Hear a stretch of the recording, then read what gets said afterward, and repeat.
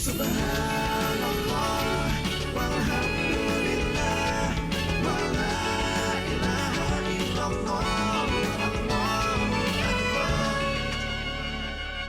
Kembali lagi di Islam Itu Indah buat jamaah yang di rumah nih, sebelum kita masuk ke kesimpulan tema kita pagi hari ini, ya sama-sama kita lihat dulu nih ada berita viral yang sedang hangat atau sedang diperbincangkan oleh orang saat ini nih ya. Ini dia beritanya, langsung aja kita simak sama-sama.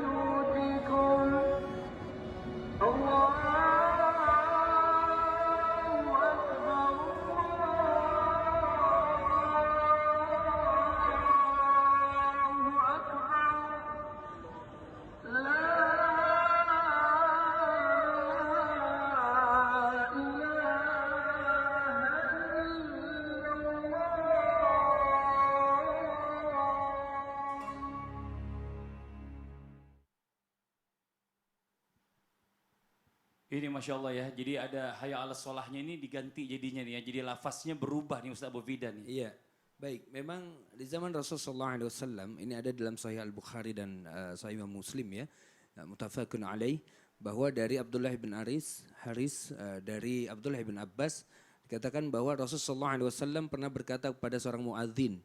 Pada saat itu memang terjadi hujan yang lebat begitu ya, angin yang kencang.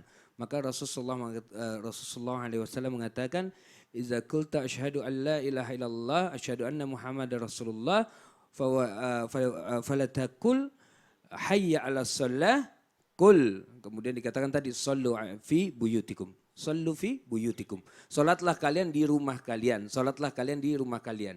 Jadi apa yang dilakukan di Kuwait itu adalah mengikuti sunnah Rasulullah SAW. Ya, dengan merebahnya wabah. Merebahnya wabah, betul. Kan ada kaidah bahwa jangan sampai kita kemudian menyebabkan suatu permasalahan atau menjadi permasalahan tersebut. Coba kalau misalnya antum dalam keadaan wabah seperti ini, wabah ini sudah menjadi pandemik, udah di mana-mana begitu ya. Sementara kita tetap memaksakan, ayo harus sholat di masjid, harus sholat di masjid, harus sholat di masjid. Maka lihat Rasulullah SAW pun mengajarkan hal itu kepada kita. Memberikan keringanan. Hanya pada saat ada kejadian-kejadian yang luar biasa. Ustaz Syam, silakan ditambahkan Ustaz Syam nih.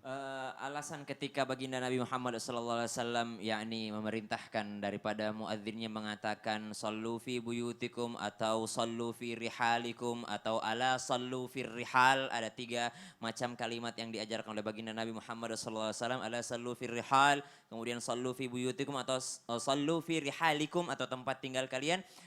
Alasannya adalah satu, fil lailatil baridah, malam yang sangat dingin, kemudian musim dingin banget sehingga orang keluar mungkin langsung terkena penyakit. Maka seperti sekarang kita ambil ini alasannya adalah karena ada wabah penyakit. Kemudian dalam keadaan peperangan tadi, kemudian ada dalam keadaan safar atau dalam keadaan yang mungkin dalam halnya tidak memungkinkan kita untuk ke masjid tadi.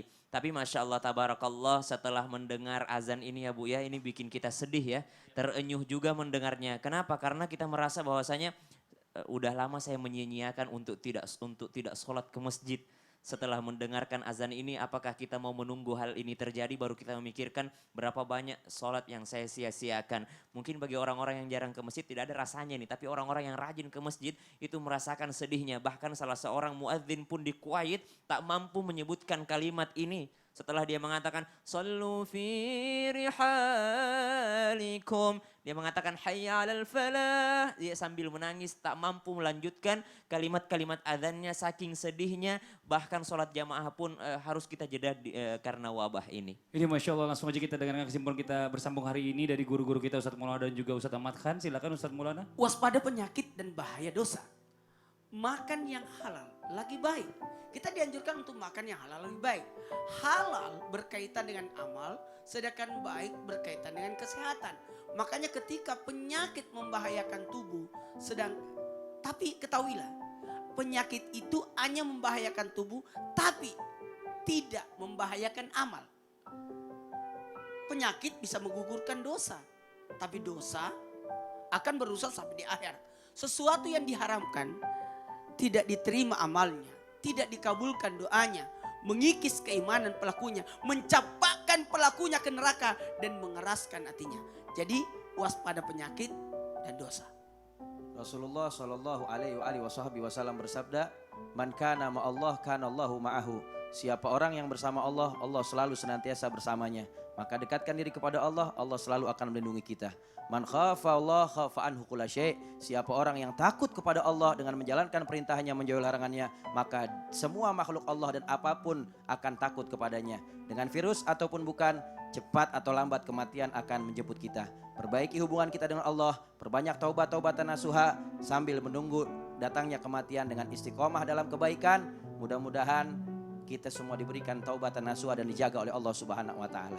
Amin amin ya robbal alamin. Masya Allah, alhamdulillah, demikianlah perjumpaan kita hari ini, semoga bermanfaat. Mohon maaf apabila ada kekurangan. Wabillahi taufiq wal hidayah. Wassalamualaikum warahmatullahi wabarakatuh.